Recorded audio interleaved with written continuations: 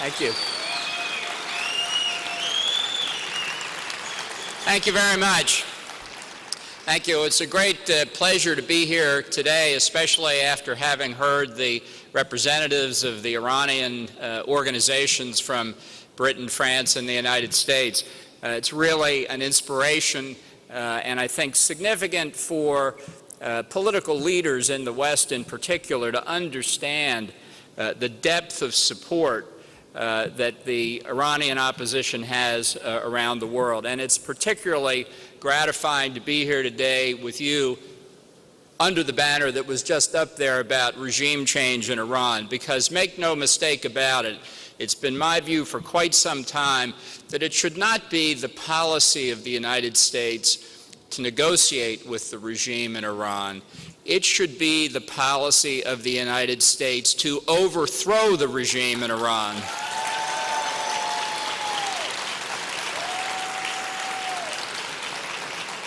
Nobody needs to tell you the regime is oppressive.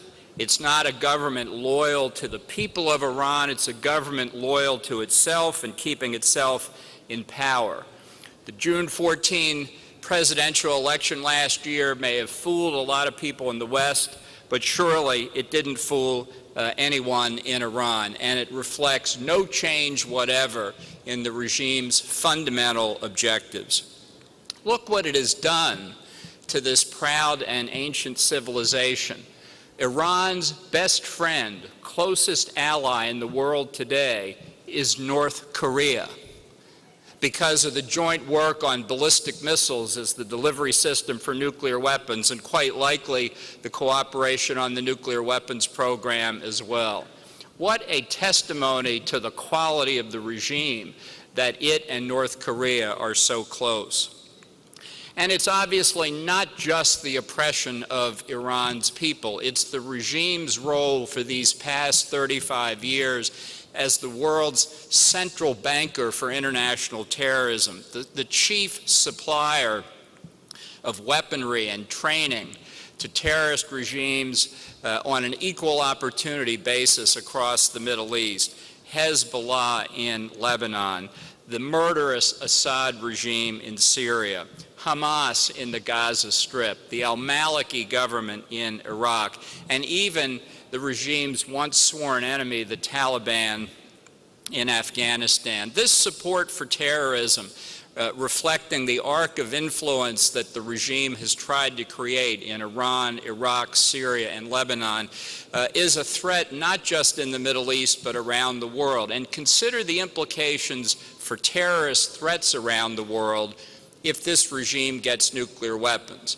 When the United States was attacked by al-Qaeda on September the 11th, we did not hesitate to retaliate against al-Qaeda and the Taliban. Did not hesitate. But just think, what if Afghanistan had had nuclear weapons on 9/11? What would the U.S. response have been then? What will the response be of civilized countries if the regime in Tehran gets nuclear weapons and continues to support terrorist activity the way it does? That's why I think it's so significant that Mrs. Rajavi's platform for the opposition, for the PMOI, has stressed from the inception in its point 10, we want the free Iran of tomorrow to be devoid of nuclear weapons and weapons of mass destruction. That's a critical point for understanding in the West, because the pursuit of nuclear weapons, which the regime has done these past over 30 years, is intended to be a trump card for regime survival.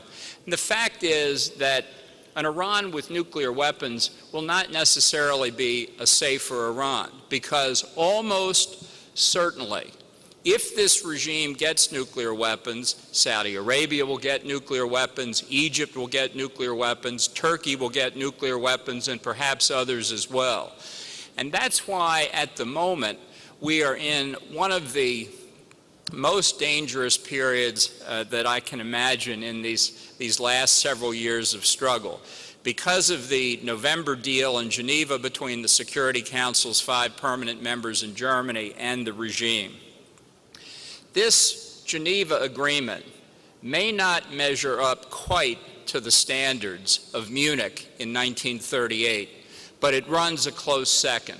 It's a gross act of appeasement. Now, I think it's important to understand here that as wretched as this agreement was, it doesn't reflect strength on the part of the regime. It reflects instead the importance the regime saw in buying time to complete the nuclear weapons program before the opposition had a chance to overthrow it. I watched Rouhani almost exactly 10 years ago when he was the regime's chief nuclear negotiator.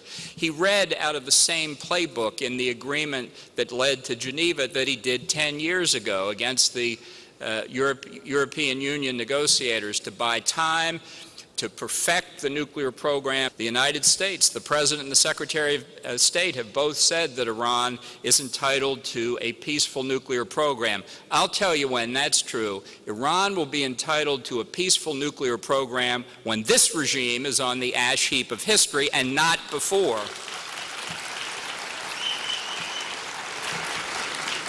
Baroness Ashton, the European Union's chief negotiator, has said that they can't reach agreement on a comprehensive solution in the 6 months contemplated by the November agreement, which means that already that time frame is being stretched out, during which the regime will take full advantage of the economic loophole that's been created.